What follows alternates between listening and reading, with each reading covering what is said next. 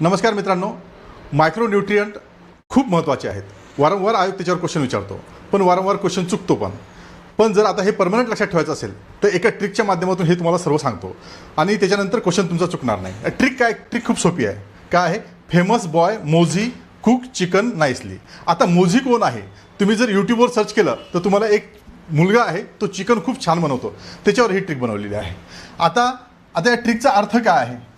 आता famous boy मोझी cook chicken nicely आहे ना. एफ ही म्हणजे काय? आयरन आहे. एमचा अर्थ काय आहे? मॅग्नीज आहे. बीचा अर्थ काय? बोरॉन आहे, बिओचा. आणि त्याच्यानंतर एम ओ जो आहे तो मॉलिब्डिनमचा आणि झेड आय जो आहे झिंकसाठी आहे. आणि सी ओ जो आहे तो कॉपरसाठी आहे. सी एच आहे तो क्लोरीनसाठी आहे. एन आय जो आहे तो निकेलसाठी आहे.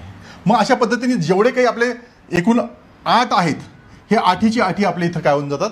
क्लिअर होऊन जातात. आणि जर तुम्हाला क्वेश्चनमध्ये विचारला की कोणता मायक्रोन्यूट्रिएंट आहे तर तुम्हाला इथंच कळून जातो की काय आहे. या ट्रिकच्या माध्यमातून ट्रिक लक्षात ठेवायची, तुमचा क्वेश्चन टिक होऊन जातो. ऑब्जेक्टिव्हमध्ये खूप महत्त्वाचं आहे की काय आहे, मायक्रो आणि मॅक्रो याच्यामधला डिफरन्स कळत नाही, वारंवार चुकतो. तर आता याच्यानंतर हा क्वेश्चन चुकणार नाही.